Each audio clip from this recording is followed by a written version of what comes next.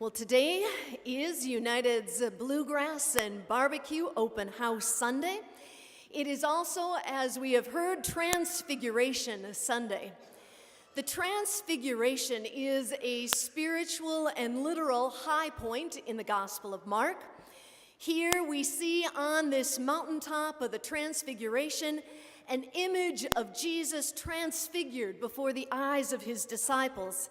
His appearance is transformed from the human to the divine, from the natural to the supernatural, from the drab colors of ordinary clothing to the dazzling white of the extraordinary. Oh, please. Jesus and his disciples are not the only ones on the mountaintop that day. With Jesus on the mountaintop, there are two great figures from Israel's history and religion.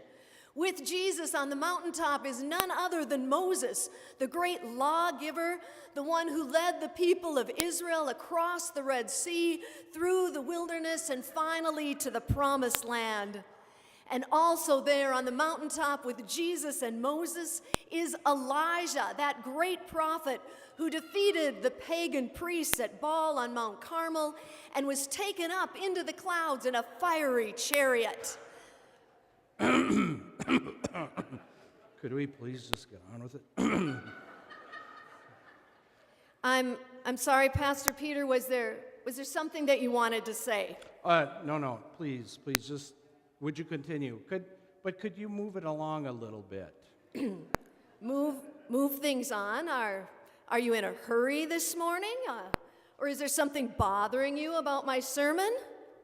Well, since you asked. Yes, there is.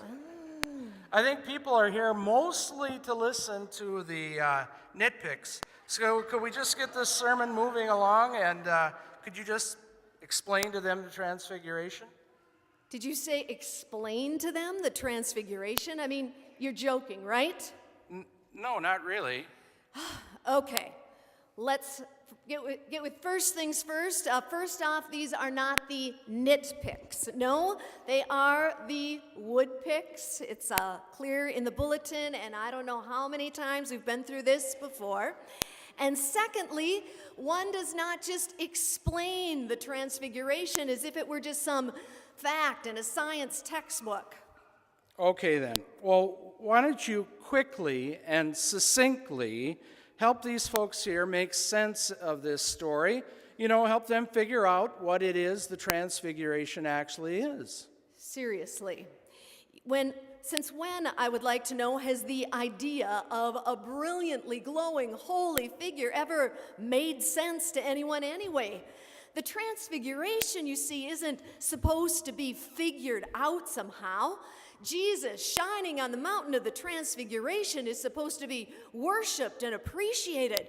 We should be drawn to Jesus today, as if we were moths basking in the warm wonder of his glow. You mean we're supposed to be like moths today? Or maybe there's some other insect you think we should be in order to appreciate the Transfiguration. There you go again, taking things much too literally. What I meant to be saying was this. This is a story, a biblical story that's supposed to draw us closer to Jesus. And so we're given on the mountaintop a glimpse of something very special, very important. Well then, if it is so special and so important, why don't you just cut to the chase and explain what the Transfiguration is? And please keep it short. Remember, the cowlicks are ready to play. Okay, here is what I am trying to tell you, that you can't just explain away the Transfiguration, unless, of course, you know something that I don't know. Oh, wow, you really left yourself wide open on that one. But I'll just limit myself to the topic at hand. I have a theory about the Transfiguration.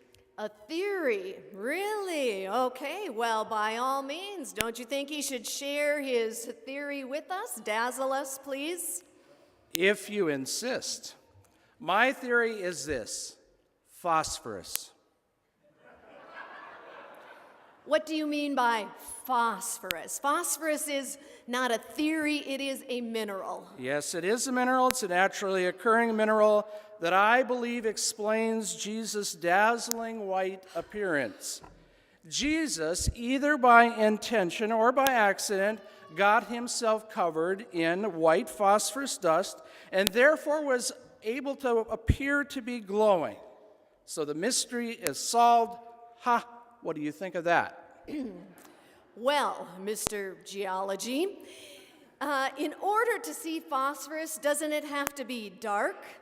And this story certainly appears to be taking place in the daytime.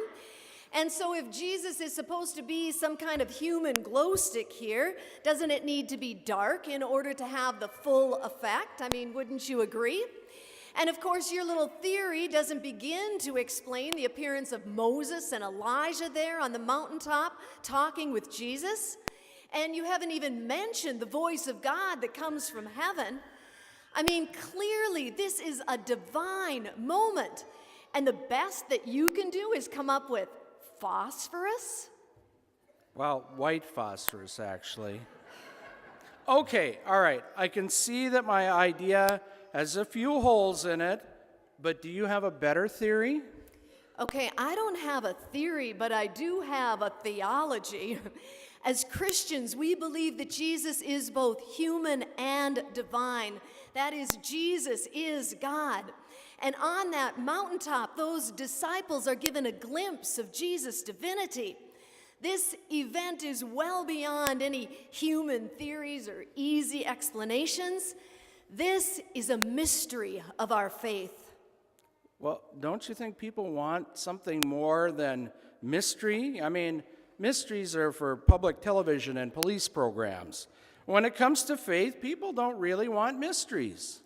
You know, I think that people of faith are a whole lot smarter and can handle a whole lot more mystery in their lives than you're giving them credit for. I mean, if you're going to really speak about God and try to understand God at all, then you're going to have to leave room for some mystery in your life and in your heart, things that you can't fully comprehend or explain. Okay, suppose, and I mean just suppose you are right, then answer me this. What good does it do us to know about Jesus' divinity as it appears in the Transfiguration? Well, we know that life isn't all about mountaintop experiences. There's a whole lot of time that we spend in the valleys as well. And God goes with us into those valleys of life. Well, tell me about it. I know all about life in the valley. I was born in the valley. I grew up in the valley. I went to school in the valley. I've spent most of my adult life in the valley. The valley is flat, it is windy, and right now it is really cold and snowy. And the thought of being a pastor in Hawaii is strangely tempting to me right now. Okay, once again, you're being too literal.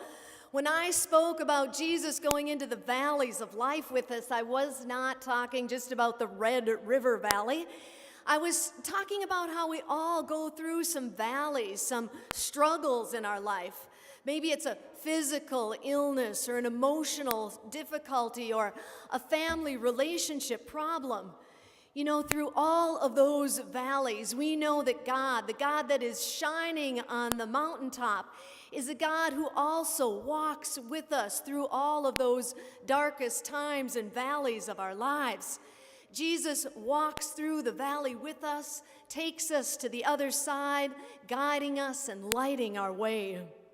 So when we go through some of those tough times in life, we can trust that God in Jesus, who was revealed to us in the Transfiguration, goes with us.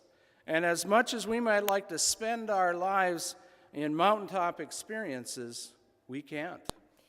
No, we all have to face realities, but we know that the divine light of Christ is there to guide us, even in the darkest times, like a lighthouse that shows us the light and beckons us along the way. So I guess we don't have to know all the details of Jesus' Transfiguration. some things are going to have to remain a mystery. But it is no mystery that God walks with us in Jesus throughout all of life's challenges. But I have just one more question. You do? Yes. Okay, so what is it? Well, do you think if I could figure out a pastor swap with a congregation in Hawaii, that I could get the Woodlicks to come and join me there next February? Okay, once again, they are the Wood Picks, and I guess you're just going to have to ask them that yourself. Well, what do you think, guys? Hawaii next February, you with me? Expenses paid. All right, they're in. Oh. Okay, well, since we're still here, though, how about joining together in the Wood Picks, leading us in our hymn of the day?